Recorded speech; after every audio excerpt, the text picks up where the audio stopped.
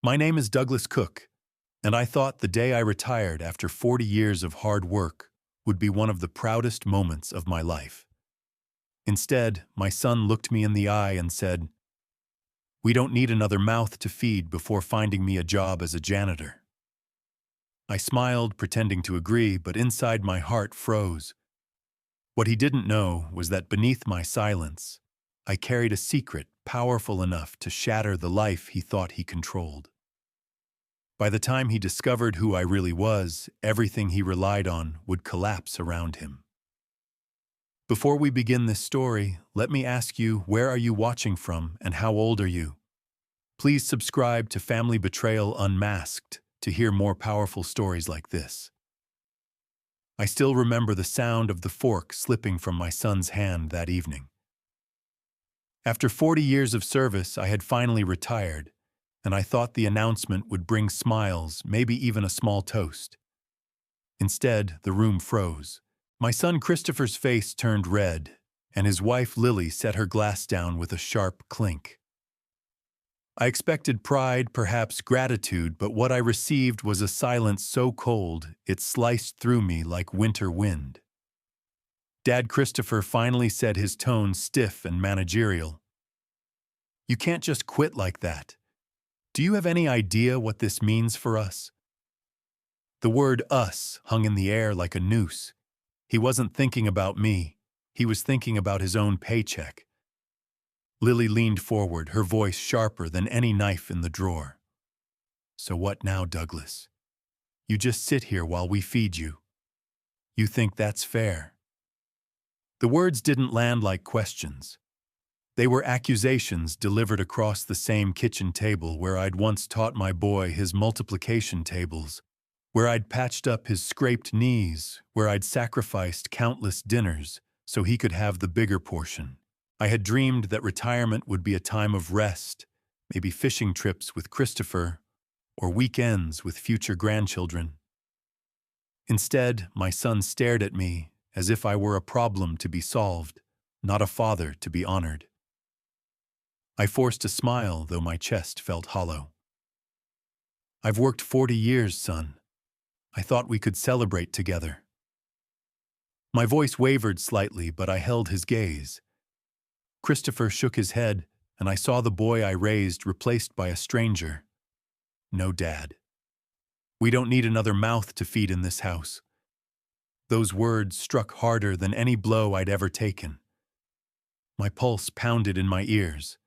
I swallowed hard, hiding the tremor in my hands.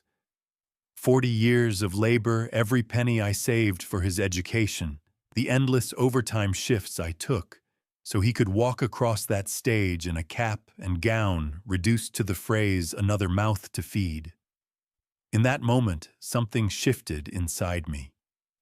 I had come home expecting love, but what I saw in my son's eyes was calculation. To him, I wasn't family. I was an expense. Lily nodded in agreement, almost gleeful at my humiliation. "Chris is right. You're 65, not 90. Plenty of people your age work. Our neighbor's dad bags groceries and he's 73. You'll figure something out." I lowered my head, playing the role they expected, the defeated old man. But behind my silence, a fire began to burn. They believed I was powerless. They thought retirement meant weakness, that my life was now in their hands. They couldn't have been more wrong. That night, while they laughed in the living room as if nothing had happened, I sat at the table alone, staring at my cold dinner. And I made a promise to myself, if they wanted to see me as a burden, then I would show them just how heavy a burden I could become. The next morning, the sting of their words still clung to me like smoke after a fire. I sat at the breakfast table, hoping maybe Christopher had slept off his anger, that Lily might soften her stance. Instead, the conversation picked up where it had left off, with my life treated like a line item in their budget. Dad Christopher began, his tone clipped. "You can't expect me to carry you. I already work 50 hours a week. Bills don't pay themselves." His eyes darted toward Lily as if seeking validation. She gave it willingly, setting her coffee cup down with deliberate force. Exactly. You're not going to live here rent-free, Douglas. People your age work all the time. Don't act like you're some exception. Her words stung more than his. Christopher, I could excuse he was under pressure at work, his pride easily bruised. But Lily. She had never gone without a meal in her life, never known the weight of choosing between rent and groceries, never sacrificed sleep, so her child could dream bigger. I had paid for their wedding, kept a roof over their heads, and now she looked at me as though I were a stray dog that had wandered into her home. I tried to reason, though my voice shook. Lily, I worked 40 years. I just thought you thought wrong. Christopher snapped, cutting me off before I could finish. Do you have any idea how much it costs to run this house, groceries, insurance, utilities? You think it's still 1950? Money doesn't grow on trees. I sat in silence, his words buzzing in my ears. Money doesn't grow on trees. Strange, considering the very tree that bore the fruit of his comfortable life was me. It was my sweat, my years, my labor that had funded his education at Oregon State, that had doubled the cost of his wedding, without him ever knowing, that had allowed him to buy this house in the first place. But they didn't see that. To them, I was not the root of their stability, but a parasite sucking it away. Lily crossed her arms, her lips pressed into a thin smile. Doug, our neighbor's father, is 73, and he still bags groceries. You're only 65. If you're not working, you're just taking advantage. Taking advantage. The phrase pierced deeper than I expected. For decades, I had lived modestly, quietly, saving quietly, sacrificing quietly, making sure my son never felt the weight of poverty that had shaped me. I never told him about the nights I skipped dinner so he could eat, or the second jobs I took to cover his tuition when bills spiked. And here they sat, dismissing me as though I were a freeloader. I nodded slowly, hiding the storm that brewed inside me. You're right, I whispered, feigning resignation. I should have discussed it with you first. Christopher's shoulders relaxed, his voice softening as he mistook my surrender for defeat. Good. I'm glad you understand. But they didn't understand at all. They thought they'd won, that their father had been scolded into submission. What they didn't realize was that every cruel word, every dismissive glance was sharpening the blade I would eventually use to cut down their arrogance. That morning, as I cleared the table in silence, I decided something important. I would let them believe they'd broken me. I would let them think they had control. And then, when the time was right, I would show them how wrong they truly were. That night, long after the dishes were washed and the lights turned low, I lay in bed listening to the house settle. At first, there was the usual rhythm, Christopher's heavy footsteps pacing the hallway, the muted clatter of Lily brushing her teeth. But then their voices filtered through the thin wall between our rooms. I closed my eyes, straining to hear. I can't believe he just quit like that. Christopher muttered, his voice sharp. He thinks he can sit around on my dime. 40 years of work doesn't mean he gets to freeload now. My stomach tightened, but I kept still, every nerve awake. What if he refuses to work? Lily's voice chimed in, low but edged with calculation. What if he just sits here watching TV all day? Are we supposed to wait on him hand and foot? Christopher snorted. If that happens, we'll take his pension and put him in a nursing home. Enough is enough. I'm not carrying dead weight. Dead weight. The phrase echoed in my head like a hammer blow. I gripped the blanket so tightly my knuckles whitened. This wasn't just irritation or stress speaking. They had already planned my exile. My son, the boy I taught to ride a bike, the boy I sat up with during thunderstorms when he was too scared to sleep, was plotting to strip me of my pension and discard me in some facility like a broken appliance. Lily's laugh drifted through the wall, casual, almost playful. Maybe we should give him a deadline. 1 week to find work or he's out. Perfect, Christopher agreed. And if he complains, we'll remind him beggars can't be choosers.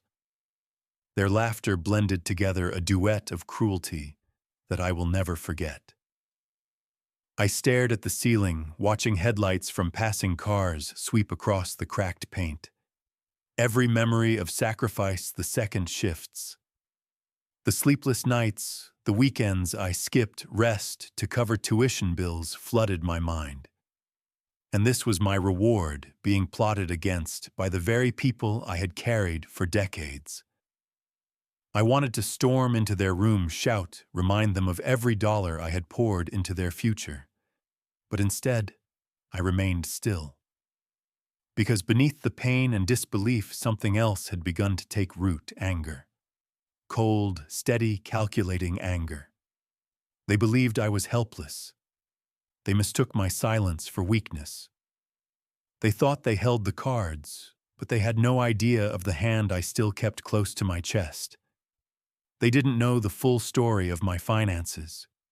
They didn't know the truth about Whitmore Industries, and they certainly didn't know that the old man they dismissed as a burden was already constructing a plan that would dismantle their arrogance piece by piece. That night, I decided if my son and his wife wanted to treat me like a problem, then I would become the kind of problem they could never solve. Sleep never came easy after that night. I lay on my narrow bed, staring at the cracked ceiling, replaying every sacrifice I had made. Each memory surfaced like a stone skipped across a pond, quick, sharp, and then sinking deep. I thought back to Christopher's college years when tuition bills kept rising. I remember the phone call, his voice trembling with panic. "Dad, I don't think I can finish this semester. The fees, there's no way." I told him not to worry, even as I calculated how many double shifts I would need to cover the cost. I traded rest for his education, comfort for his future. Then came his wedding.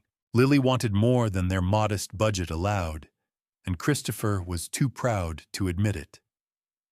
I quietly wrote checks, paid vendors, covered bills behind the scenes. The flowers, the band, even the cake, half of it came from my pocket. I watched them dance that night, thinking my silent sacrifice was love. They never even asked how the wedding was paid for. Now, years later, the same woman whose white gown I'd financed looked at me with disdain, calling me another mouth to feed. That memory stung worse than any insult. I turned my gaze to the dresser in my room.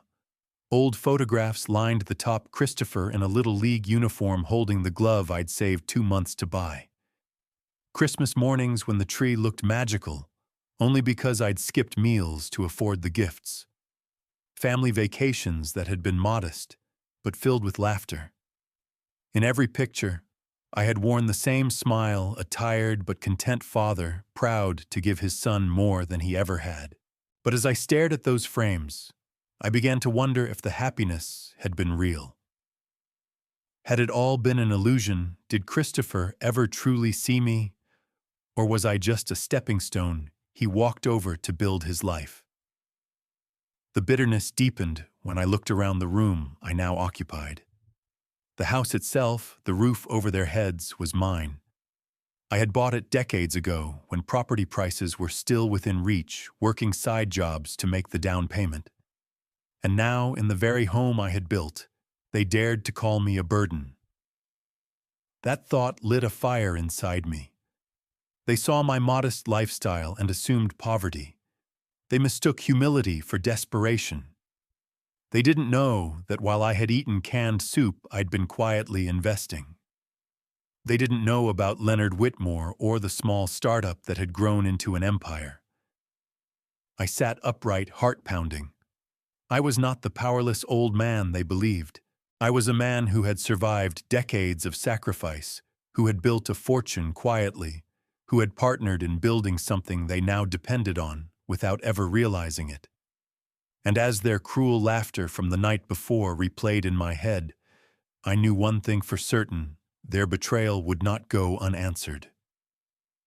By the next evening, I had decided to wear a mask of compliance.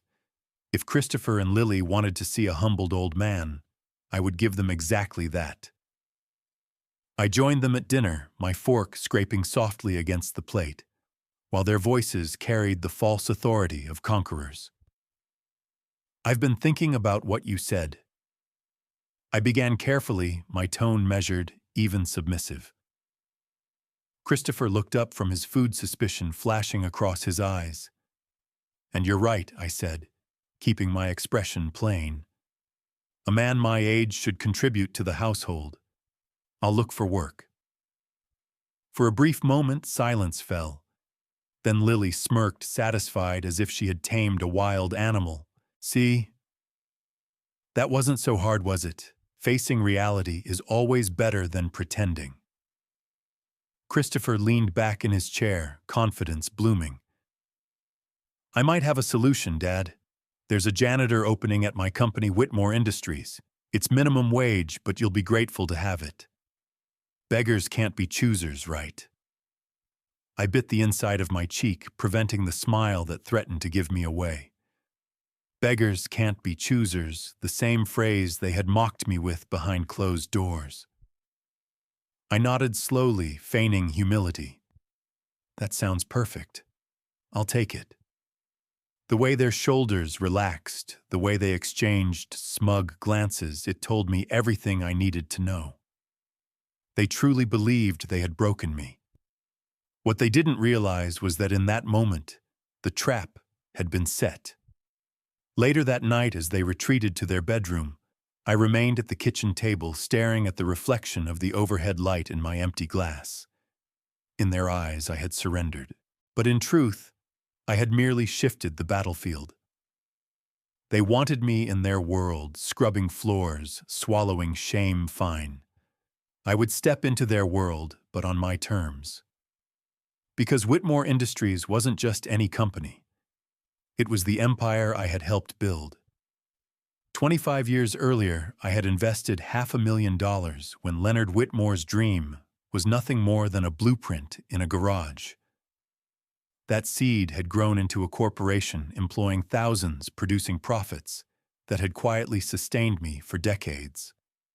And my son worked there, blind to the truth that his helpless father was one of the men behind the curtain. As I rose from the table, a cold calm settled over me.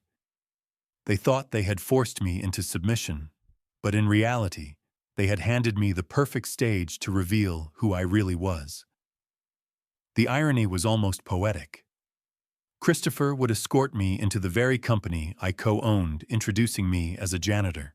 And when the truth came out, he would learn what it meant to underestimate the man who had given him everything.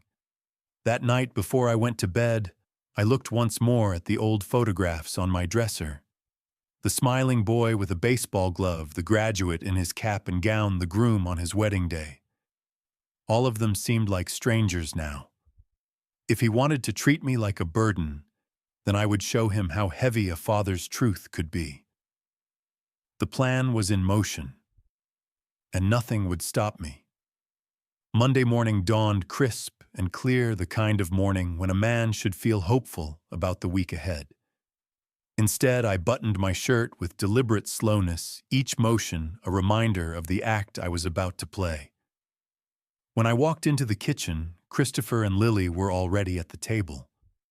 Their expressions carried a strange mix of suspicion and satisfaction, as though they were waiting for me to protest and thrilled at the idea of crushing any resistance. "Morning, Dad," Christopher said, sipping his coffee with smug calm. "Big day. Ready to earn your keep?" I forced a weary smile, the kind that looked more like surrender than joy. "Yes, son. I've been thinking about it, and you're right. A man my age should contribute. I'll do whatever's needed." Lily's eyes sparkled with condescension as she buttered her toast. "Good. That's the spirit. Honest work builds character, even if it's just cleaning offices." I let her words hang, nodding as though chastised, but inside my chest a storm brewed. She thought she was teaching me humility. What she didn't know was that I had been building character since before she was born, working nights at the mill weekends, fixing broken machinery, trading hours of my life, so her husband could live in the house she now called hers. Christopher leaned forward, adopting the tone of a manager giving orders. "You'll start at Whitmore Industries tomorrow, 7 a.m. sharp. Minimum wage, of course, but remember, beggars can't be choosers." There it was again, that phrase they loved to repeat, as though it made them powerful. I lowered my gaze, my fingers drumming lightly against the table, feigning nervous acceptance. Yes, I understand. The truth was, I understood far more than they did. I understood that every word, every insult was another brick in the wall they were building around themselves. And when the time came, I would be the one to pull that wall down. After breakfast, I lingered near the window while Christopher gathered his things. He spoke to Lily in low tones, but I caught enough to know they were congratulating themselves. "See," Lily whispered. "He's finally listening. He'll be out of our hair once he's busy mopping floors." "Good," Christopher replied. "By next week, he'll know his place." I turned away before they could see the smile I couldn't quite suppress. They thought they had won. They thought I was broken. What they didn't know was that agreeing to this job was the opening move of my plan. As I cleared my plate and rinsed it under the faucet, I felt the weight of years lifting, replaced by a new kind of energy. The role I was about to play, a submissive, grateful old man, would be convincing because it wasn't entirely false. I was grateful, but not for their so-called help. I was grateful for the stage they had given me, the perfect stage for their downfall. When I went to bed that night, I slept peacefully for the first time in weeks. Tomorrow I would step into Whitmore Industries, not as a janitor, but as an actor in the performance of a lifetime. And when the curtain fell, the audience, Christopher and Lily, would never forget the show. The following morning, Christopher insisted on driving me himself. He said it was to make sure everything goes smoothly, but I knew it was really about control.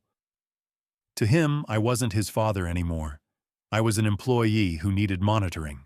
I sat quietly in the passenger seat, dressed in the janitor's uniform he had proudly laid out for me the night before. The polyester itched at my neck, but I bore it knowing it was just a costume. When we pulled into the Whitmore Industries parking lot, Christopher straightened his tie like he was about to present a prize. "Remember," he said, gripping the steering wheel tightly, "keep your head down, do the work, and don't embarrass me." "Of course, son," I murmured, my tone meek. Inside, I savored the irony. How little he knew. The lobby gleamed with polished marble floors and high glass windows that caught the morning light. Employees bustled about carrying laptops, sipping coffee, speaking in hurried tones. This place was more than just a company. It was the very empire I had helped Leonard build. To Christopher, it was his workplace. To me, it was proof that my sacrifices had not been in vain. "Here." Christopher shoved a mop bucket into my hands. "Make yourself useful until Mr. Whitmore comes by." I wrapped my fingers around the handle, the weight of it both real and symbolic. To any passerby, I looked like just another janitor, but my heart beat steadily with the knowledge that this was theater. I was playing the role he wanted, letting him relish his illusion of authority. "Look at you." Lily had sneered the night before when Christopher bragged about getting me hired. "Cleaning floors at your age. It's about time you learned humility." Her words echoed as I dipped the mop into water and began swiping it across the floor. A few employees glanced at me briefly, then went about their business, none the wiser. To them, I was invisible. That invisibility gave me freedom. Freedom to observe, freedom to wait, freedom to choose my moment. As I worked, Christopher strutted down the hallway, barking orders to subordinates. his voice filled with the self-importance of a man who believed he was indispensable. He didn't notice the way some of them looked past him with mild annoyance, the way his authority barely commanded respect. He thought he was feared. In truth, he was tolerated. At noon, he passed by again, smirking at me. "Doing okay, Dad. Not too hard on you." His tone was patronizing, each word a dagger meant to cut. I looked up with what I hoped appeared as tired gratitude. "Thank you, son. I'm just glad to be useful." The satisfaction in his eyes nearly gave away my inner amusement. He believed me broken. What he didn't realize was that each word he used to belittle me only sharpened my resolve. That night when we returned home, he boasted to Lily about how well I'd taken to the work. They laughed together, their cruelty mixing with arrogance. I nodded along, offering no resistance.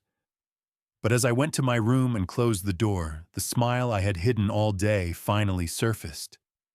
They thought I had bowed my head in defeat. What they didn't realize was that I had merely lowered it to hide the smirk of a man who was planning their downfall. The following morning, I rose before dawn and brewed my coffee, savoring its warmth as the house slept. Christopher had demanded I be ready by 6:30 sharp, so he could drop me at the company. I had nodded obediently the night before, but as the clock ticked past 6, a different plan unfolded in my mind. At 7:30, instead of being in Whitmore Industries with a mop in hand, I sat comfortably at the kitchen table, the newspaper spread before me. I circled the crossword puzzle and smiled faintly. Every tick of the clock was another turn of the screw. At 8:15, the phone rang. Christopher's voice erupted before I could say hello. "Dad, where the hell are you?" His tone was frantic, high-pitched with panic. "Leonard was expecting you at 8. I vouched for you, and you didn't show." I allowed a pause, letting his anger fill the silence. Then I spoke softly, feigning confusion. "Oh dear, was it today? I thought you said tomorrow. These old brains forget things, you know." "This isn't about your brain," he snapped. "Do you have any idea what you've done?" Leonard chewed me out in front of half the management team. "I told him you were reliable, that hiring family was smart, and now I look like a complete fool." I closed my eyes, picturing Leonard's face when he heard Christopher justify bringing in his own father as a janitor. My old friend would have masked his confusion with politeness, but I could imagine the questions swirling behind his calm eyes. "I'm so sorry, son," I said, lowering my voice into a contrite whisper. "Perhaps I could come in this afternoon to make up for it." "No," Christopher barked. "Tomorrow. You'll be there at 7:45 sharp. No excuses, no mistakes. My reputation's on the line." "Of course," I replied, biting back the satisfaction that bubbled inside me. When I hung up, I leaned back in my chair and let out a quiet chuckle. Phase 1 had worked perfectly. Christopher's confidence had cracked. He had strutted so proudly about fixing his father, and now he stood humiliated before his boss. His desperation was palpable, and desperation makes men reckless. That afternoon, I shredded the small bag of cleaning supplies he had purchased for me, sponges, gloves, spray bottles, one by one, into the trash bin. They were never meant for me. They were props in a play I no longer needed. Later, over dinner, Christopher avoided my eyes, his fork stabbing at his food with more force than necessary. Lily tried to cover the tension with idle chatter, but her eyes darted toward him often. She knew he'd been embarrassed, though she didn't yet know how deeply. I kept my tone mild, asking about their day, complimenting her cooking, smiling when they least expected it. To them, I was still the obedient old man, chastened by failure. To me, I was a chess player moving pawns into place. Tomorrow, Christopher would march me into Whitmore Industries, still believing he was in control. What he didn't realize was that every step he took brought him closer to the truth that would destroy the illusion he had built. It was late January when I first noticed Lily's carelessness. She had left a stack of documents on the kitchen counter, half covered by a magazine. At first, I thought they were simple household bills until the letterhead caught my eye, Henderson and Associates. I knew the name, her accounting firm. Curiosity got the better of me. I slid the papers free, scanning the figures. Numbers had always spoken to me more clearly than words. 40 years of managing budgets in the factory had trained my eyes to spot irregularities in seconds. And these figures, well, they weren't just irregular, they were bloated. Office supplies, $847.50. Actual vendor receipt tucked beneath it, $347. Maintenance bill, $1,234. Real total, $534. The pattern was obvious. Lily wasn't careless with her math, she was deliberate. She was stealing inflating invoices and pocketing the difference. I leaned back in my chair, a slow, cold realization spreading through me. All those designer handbags, she flaunted the weekend shopping sprees she claimed were on sale. They weren't gifts from Christopher's paycheck. They were stolen. I pulled my phone from my pocket and, with hands steady from years of discipline, photographed every page. Then I slid the papers back exactly as I had found them. When Lily returned to the kitchen chatting on the phone, she never noticed a thing. That evening, after Christopher and Lily retired to their bedroom, I closed my door and sat at my small desk. From the drawer, I pulled a worn leather address book and flipped to a familiar name, Michael Richardson. An old acquaintance, a forensic accountant, who owed me more than a few favors. "Michael," I said when he picked up, "I need you to confirm something for me." Quietly. 3 days later, an envelope arrived by courier.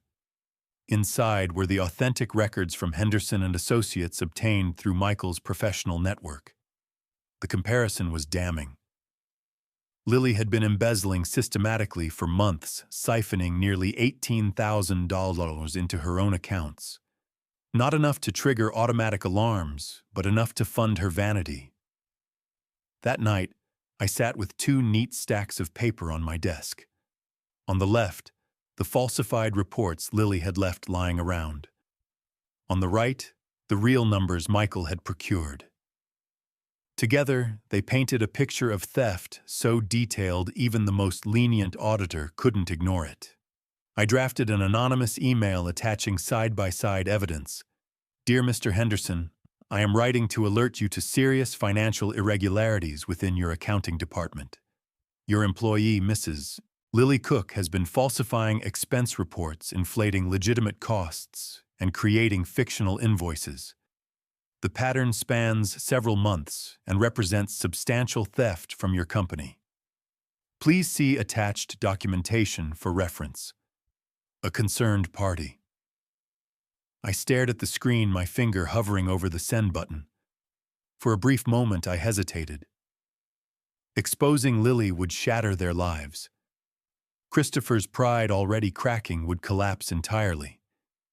But then I remembered their laughter, the whispered plans to strip me of my pension and ship me to a nursing home. I clicked send. The email disappeared into cyberspace, carrying with it the fuse that would ignite their carefully built world. The afternoon passed in a strange stillness, as if the house itself was holding its breath. I had sent the email just after lunch, attaching every shred of evidence. Now all I had to do was wait.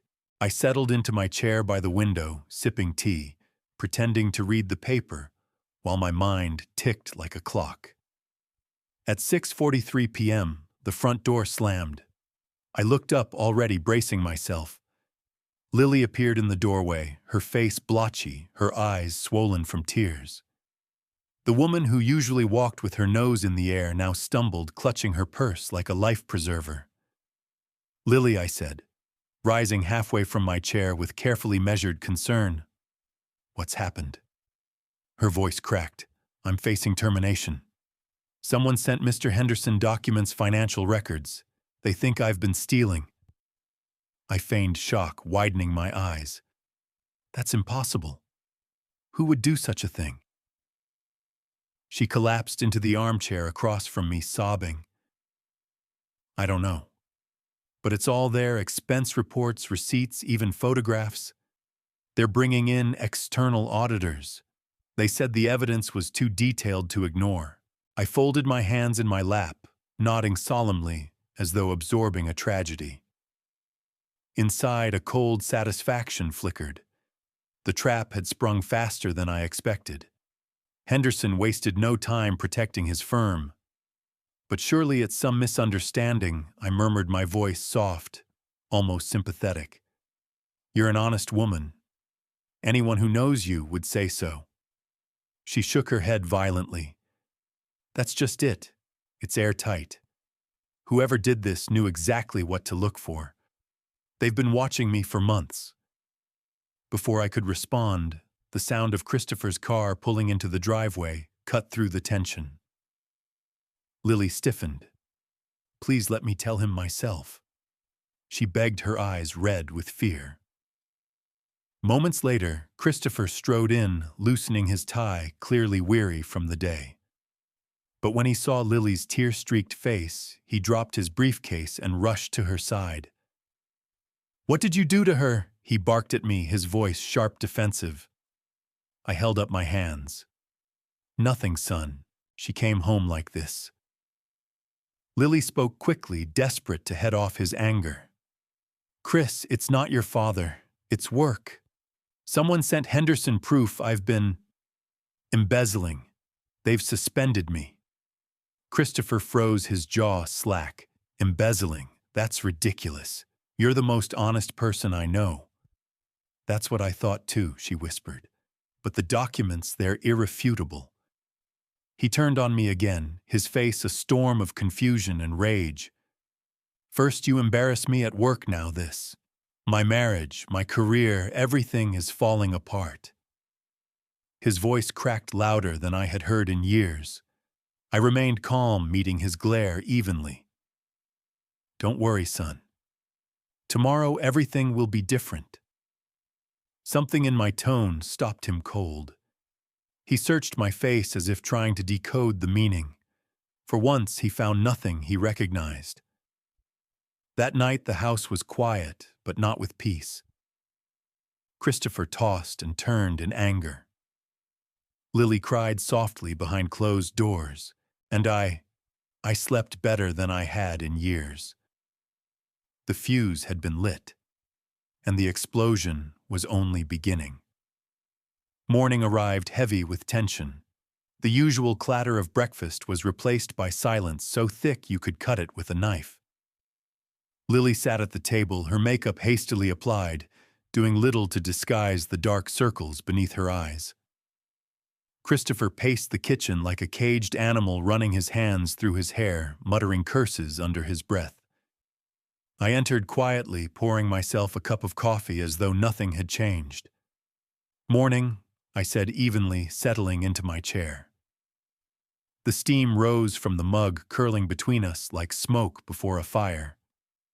Lily's voice broke first. They suspended me pending investigation, Douglas. Do you know what that means? My reputation is ruined. Even if they don't press charges, who's going to hire me now? I set the cup down, tilting my head with concern. That sounds devastating, Lily. But surely if you've done nothing wrong, the truth will come out. Her eyes filled with fresh tears. The truth is already out. They have everything, receipts, emails, invoices. It's like someone's been documenting me for months. Christopher slammed his fist on the counter. This is insane. First Dad humiliates me at work. Now you're accused of theft. It's like the world is conspiring against us. He glared at me, his face flushed. And don't just sit there pretending you don't know anything. Ever since you retired, our lives have been falling apart. I took a slow sip of coffee, letting his words roll off me. Christopher, I didn't create your problems. I only retired after 40 years. Surely that isn't the end of your world. "Don't play innocent," he shouted. "Your little stunt yesterday nearly cost me my job." Leonard questioned my judgment in front of the entire floor. "Do you understand what that did to me?" I placed the mug down gently. Perhaps Leonard was simply surprised. After all, it must have been unusual to see your own father applying for janitorial work. His jaw clenched. "Tomorrow you're coming with me. No excuses, no delays. You'll work and you'll make me look competent again. Do you hear me?" Lily wiped her face, her voice trembling. "Chris, I can't. I can't survive this." "If they fire me, you'll survive," he snapped, though his tone carried more desperation than confidence. "We'll figure it out. But Dad, if you embarrass me one more time, I swear I'll put you in a nursing home and take your pension. Don't test me." The threat hung in the air like poison. I looked at him calmly, my expression unreadable.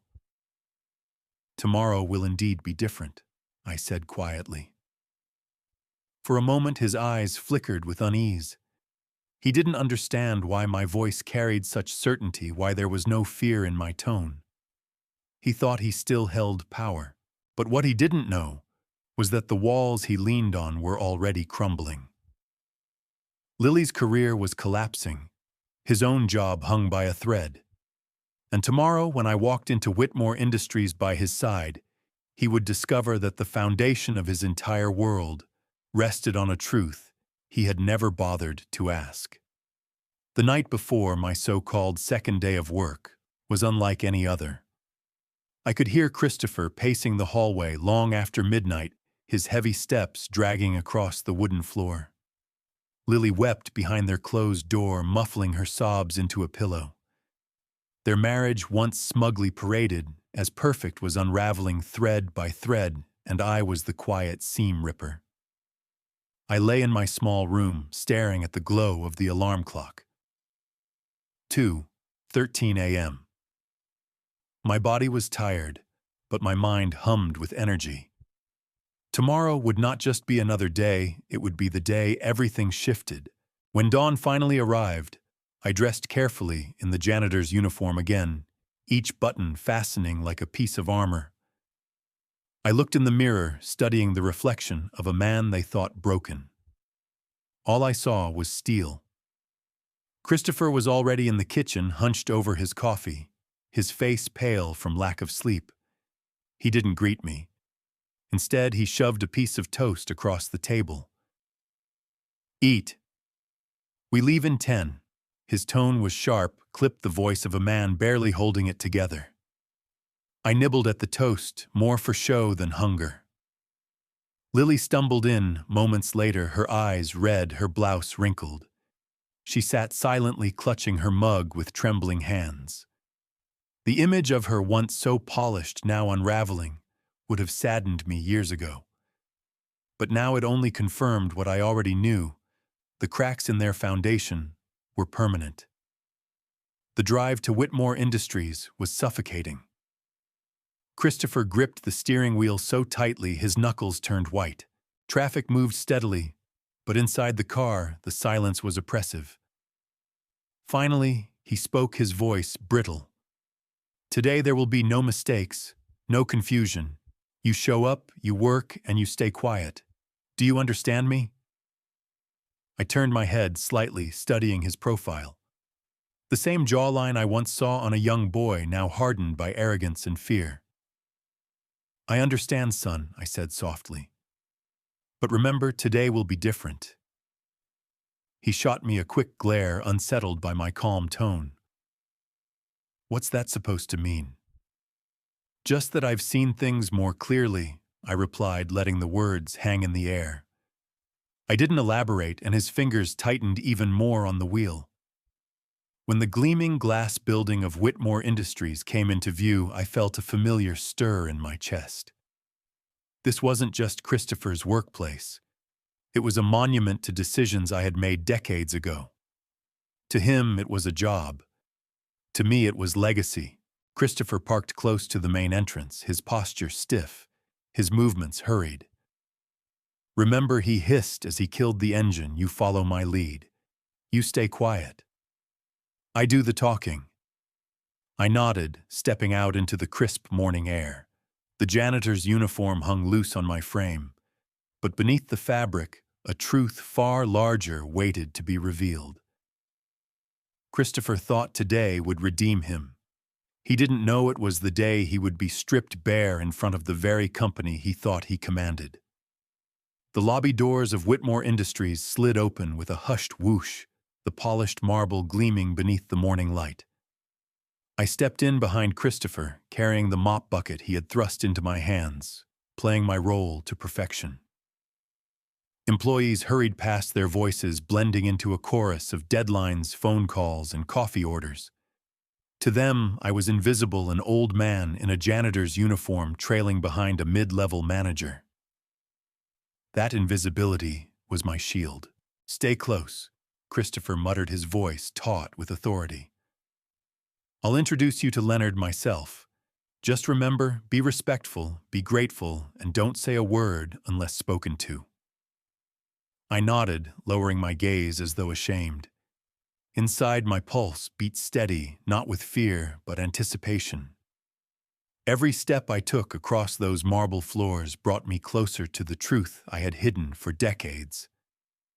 Christopher strutted ahead, chin lifted, giving polite nods to passing colleagues. He walked as though the building belonged to him, oblivious to the irony. This empire, this towering success, was one I had helped birth long before he ever carried a briefcase. He paused at a supply closet, shoved the mop harder into my hands, and whispered, "Make it look authentic when Leonard comes by. I vouched for you, Dad. Don't embarrass me." I dipped the mop into the bucket, swiping it slowly across the floor, my back bent just enough to sell the illusion. A few employees glanced our way, then quickly dismissed me. "Perfect," good Christopher muttered. "Now wait here. Leonard usually comes by this hall around this time." His voice carried the eagerness of a child about to present a science project. And then, as if on cue, Leonard Whitmore appeared at the end of the corridor. Tall, silver-haired, dressed in a tailored navy suit, he exuded the confidence of a man who had built something lasting. He moved with the calm authority of a seasoned leader, reviewing notes on his tablet as he walked. Christopher straightened, smoothing his tie. His entire body language shifted into performance mode. He waved enthusiastically. "Mr. Whitmore, perfect timing, sir." Leonard looked up, distracted at first. His eyes flickered to Christopher, then briefly to me, the janitor mopping the floor. He offered a polite nod before continuing his stride. But then he slowed. His eyes narrowed, recognition sparking like lightning behind them. He froze mid-step, staring at me as though he had seen a ghost. Christopher, oblivious, puffed out his chest. "Sir, I solved our staffing problem and a personal issue at the same time. Meet our new janitor, my father." He gestured proudly toward me as if presenting a prize. The words echoed through the hall, drawing curious glances from nearby employees. I kept my head bowed, but my heart surged with a quiet triumph. This was the moment, the crack in the performance, where the truth would begin to leak through. Leonard's expression transformed confusion first, then disbelief, and finally a fury so sharp, the air itself seemed to chill. He stopped dead in his tracks, his eyes locked on Christopher. "Christopher," Leonard said slowly, his voice heavy with restrained anger. "Do you have any idea what you've just done?" The corridor fell silent. Even the chatter of employees seemed to fade as Leonard's words cut through the air. Christopher blinked, clearly puzzled by the sharpness in his tone. "Sir," he stammered, straightening his tie again.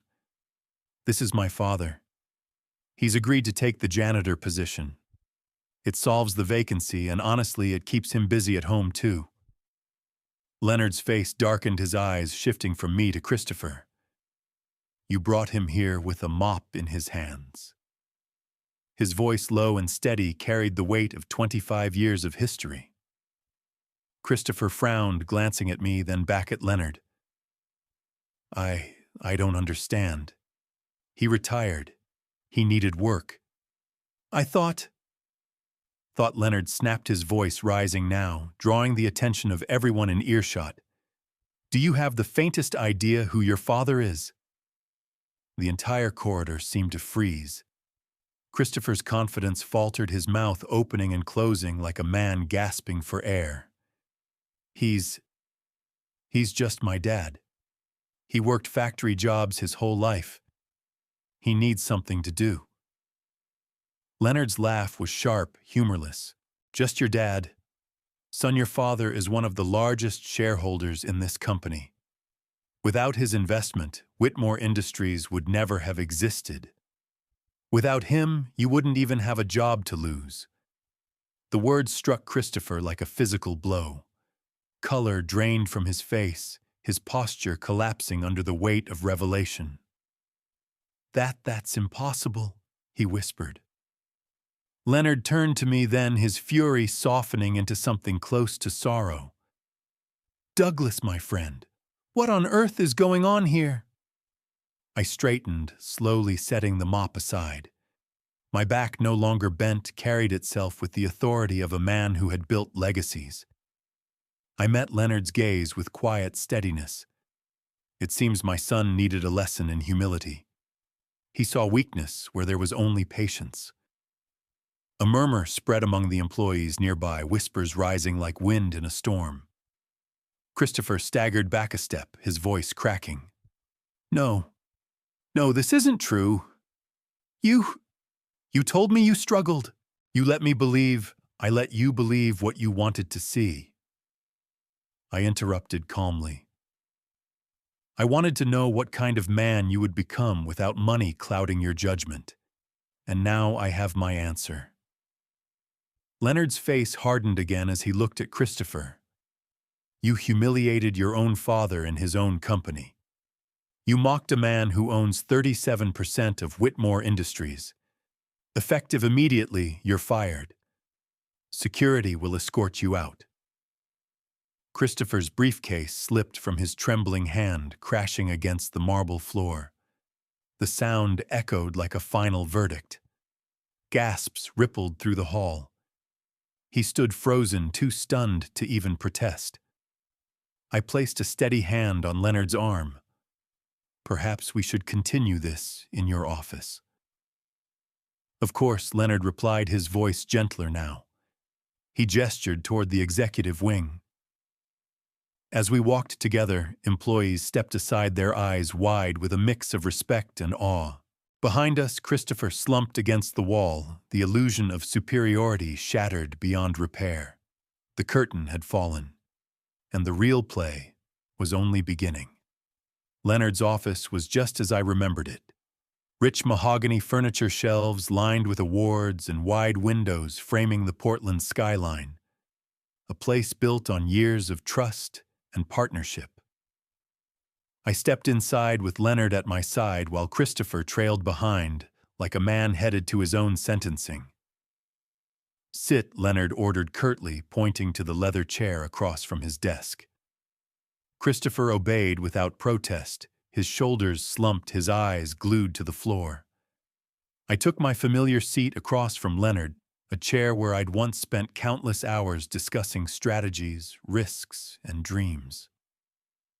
Leonard leaned forward, his gaze burning into Christopher. Do you understand what you've done? Christopher stammered, his voice barely above a whisper. I didn't know. Leonard slammed his palm against the desk, making Christopher jump. Didn't know your father owns 37% of this company.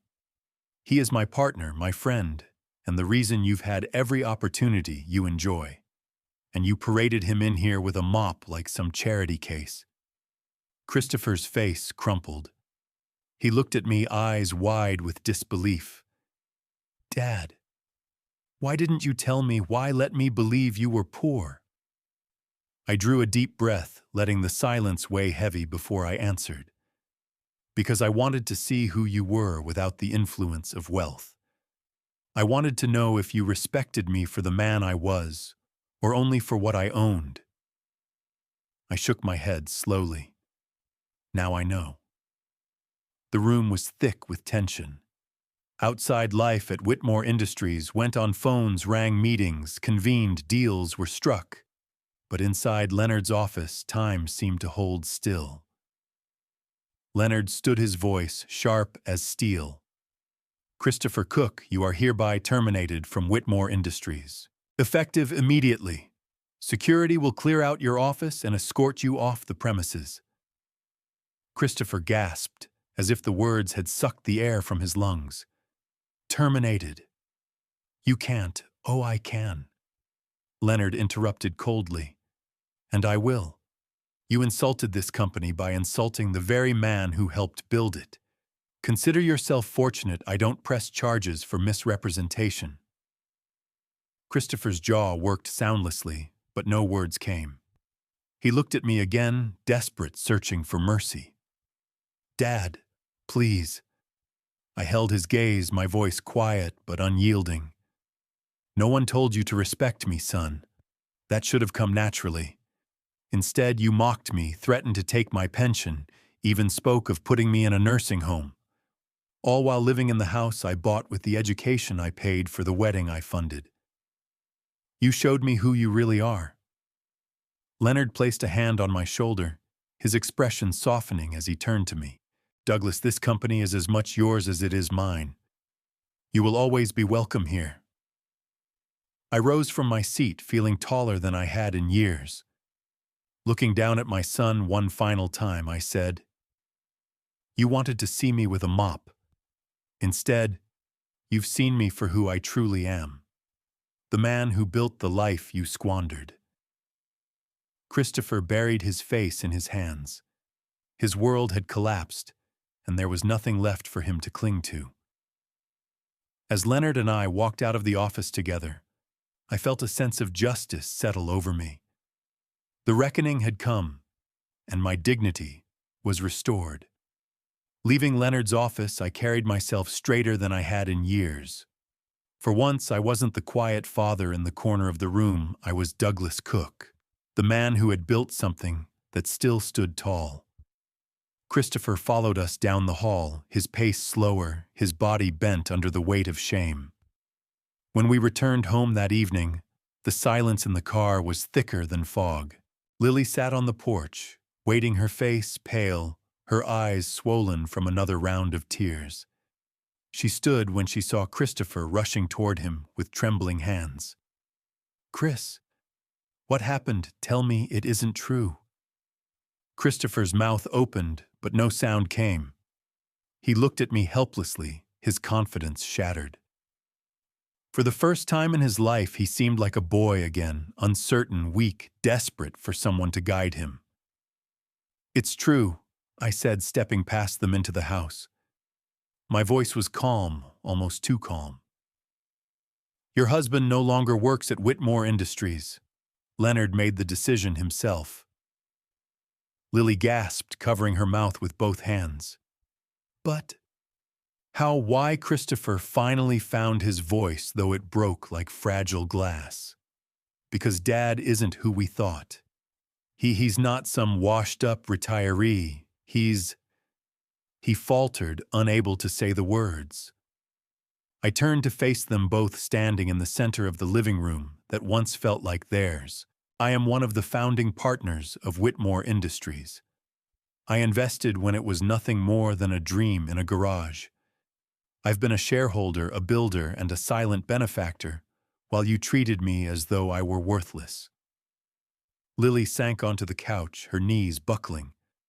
"All this time, all these years." Christopher's face flushed, shame and anger wrestling inside him. "Why didn't you tell me? Why let me humiliate myself like that? Because I wanted to see who you were without wealth to cloud your vision." I answered, my tone even but unrelenting. "I wanted to know if you respected me as a man, or only if I had money. And now I have my answer." The room fell into silence, broken only by the faint hum of the refrigerator.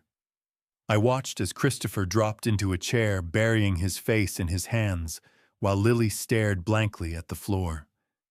Their arrogance had drained away, leaving only fear and regret. I sat across from them, my voice steady.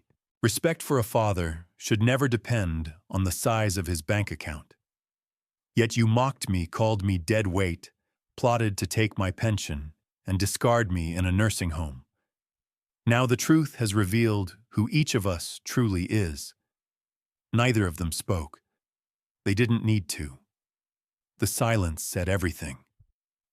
For the first time since my so-called retirement began, I felt no burden.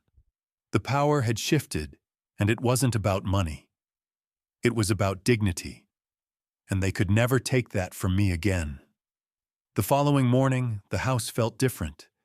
The air was heavy, the silence suffocating. I sat at the kitchen table, sipping my coffee, the same spot where Christopher and Lily once delivered their cruel verdicts about me being another mouth to feed. Now neither dared to meet my eyes. Christopher shuffled in first. His shoulders slumped, his face pale from a sleepless night. He muttered a weak morning, then busied himself with the coffee pot, though his trembling hands betrayed him. Moments later, Lily appeared, her once confident stride reduced to hesitant steps.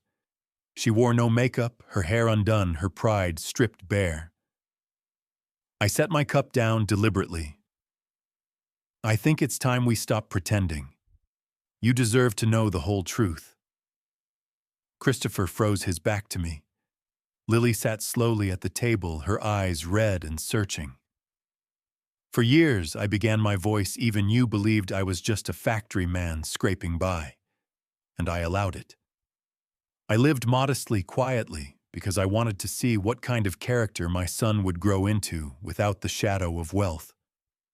I wanted to know if respect and love would stand on their own. I paused, letting the words sink in. Christopher turned halfway, his jaw clenched. "And what did you find?" he asked bitterly. "I found that respect was conditional," I said, my tone sharp. "Conditional on what I could provide, on how much money you thought I had. The moment I retired, you both treated me as expendable. Not a father, not family, just an expense to cut." Lily's lips trembled. "Douglas, we didn't mean." "Didn't mean?" My voice rose slightly, cutting her off. "I heard you both through the walls, talking about taking my pension, talking about dumping me in a nursing home. That wasn't an accident. That was intent." Christopher finally turned fully to face me, his eyes hollow. I didn't know, Dad. I didn't know you were powerful. I supplied. Wealthy, respected. That's exactly the point. You shouldn't need to know those things to respect your father. No man should have to prove his worth to his own child with dollar signs. The silence stretched between us, thick and uncomfortable.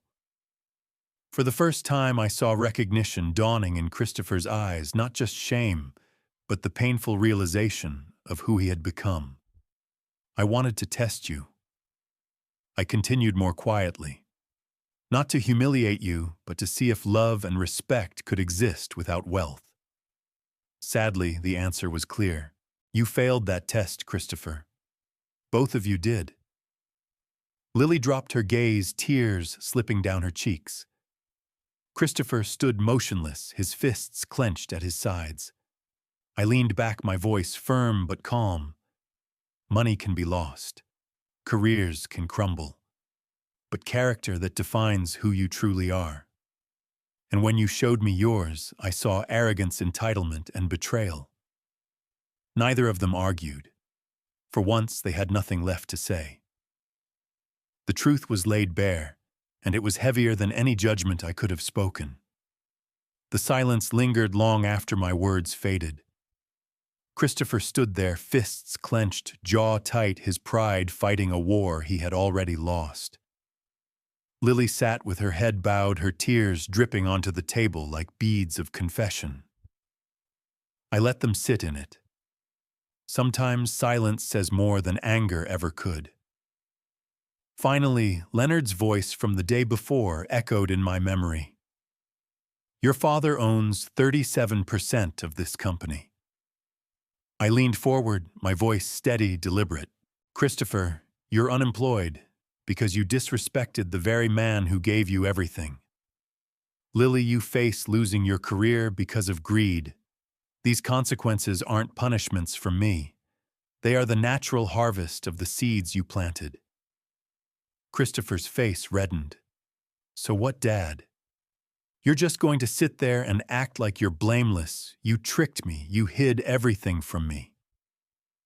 I met his anger with calm. I didn't trick you. I gave you the opportunity to show respect without knowing what I had. You failed. That failure wasn't mine, it was yours. His shoulders slumped, the fight draining out of him. He dropped into a chair, burying his face in his hands. Lily sniffled, wiping her eyes. Douglas, I was wrong. I let the comfort of money blind me. I laughed at you, I called you a burden, and now I see how cruel that was. But please, please don't let this be the end for us. I studied her carefully. Her words carried desperation, yes, but whether it was born of genuine regret or fear of losing her safety net, I couldn't yet tell. Christopher finally looked up, his eyes bloodshot. Dad, I was wrong too. I let pride control me. I wanted to be in charge, to feel like I was stronger than you. But the truth is, I'm nothing without you. His voice cracked, and for a fleeting moment I saw the boy he used to be, the boy who once looked at me with trust instead of contempt. I drew in a deep breath. You're not nothing, Christopher, but you are lost, and being lost is something only you can choose to change. The weight of judgment hung heavy in the room. I wasn't shouting. I wasn't condemning. I was simply stating the truth they had worked so hard to avoid. I don't need apologies, I said firmly. Apologies are easy. What I need to see is change. Respect, humility, gratitude. Until then, your words mean nothing. Lily nodded weakly, her face streaked with tears. Christopher bowed his head, silent once more. For the first time in weeks, I felt no anger, no despair, only clarity. They had written their own sentence with their actions, and now they were serving it. I rose from the table, leaving them in their silence. The judgment had been rendered, and I didn't need to say another word. I walked out onto the porch, leaving them behind at the table, their shame filling the house like smoke after a fire. The evening air was cool, crisp, carrying the faint scent of pine from the trees that lined the yard. I sat down on the old rocking chair, the same one I had used for years, and let it creak beneath my weight. Silence has a way of teaching lessons that words cannot, and I knew that tonight, silence was my ally. Through the window, I could see Christopher and Lily still seated, neither speaking. Christopher leaned forward, elbows on the table, his head resting in his hands. Lily sat upright, her fingers worrying at the hem of her sleeve, her eyes swollen. They weren't the arrogant, smug pair I had faced just days earlier. They looked like children caught red-handed, finally realizing the cost of their arrogance. My thoughts drifted back to the past, the nights I worked double shifts at the factory, the overtime hours logged when bills threatened to overwhelm us. The time I sold my old truck just so Christopher could have the books he needed for his senior year. Did they think those sacrifices came cheap? Did they imagine they were owed those years of labor? The porch light buzzed softly, and the steady rocking soothed me. For the first time in weeks, I felt peace. Not because they had been punished, but because truth had been spoken and the weight of lies had lifted. The door creaked open. Christopher stepped out, his figure outlined by the glow of the kitchen light. He looked smaller than I remembered, shoulders hunched, steps hesitant. "Dad," he said softly, almost a whisper. I don't know what to say. I didn't answer right away. Instead, I kept rocking the chair's rhythm, filling the silence. Finally, I spoke. Then don't say anything. Words won't fix this. He swallowed hard, his voice breaking. I wanted to be respected. I wanted to feel like I was stronger than you. And when you retired, I thought you were weak. I see now how blind I was. Still, I said nothing. Let him hear the weight of his own confession. Minutes later, Lily stepped out, her face blotchy, her hands twisting together nervously. Douglas, she murmured, I don't expect forgiveness. I don't even know if I deserve it. But I want you to know I regret what I said about you being dead weight. I regret every cruel word. I turned my gaze toward her, my eyes steady. Regret is easy, Lily. Change is hard. Time will show me which one you truly mean. The three of us stood in that fragile silence, the night air wrapping around us. For the first time, they were no longer towering over me with arrogance. They were simply people, flawed, broken, and stripped of their illusions. And I, the man they once dismissed as powerless, finally felt the strength of dignity restored. The days that followed were quiet, but not in the way they used to be. It wasn't the dismissive silence of being ignored, nor the smug quiet of people who believed they held control. It was the silence of people who had been stripped bare, their arrogance replaced with unease. Christopher avoided me most mornings, slipping out of the house early under the pretense of job searching. But I could see the slump in his shoulders, the way he avoided the neighbors, the way he returned home empty-handed. Lily, too, was a shadow of her former self. She spent hours pacing the living room, waiting for phone calls that never came, her polished image now crumbling under suspicion and disgrace.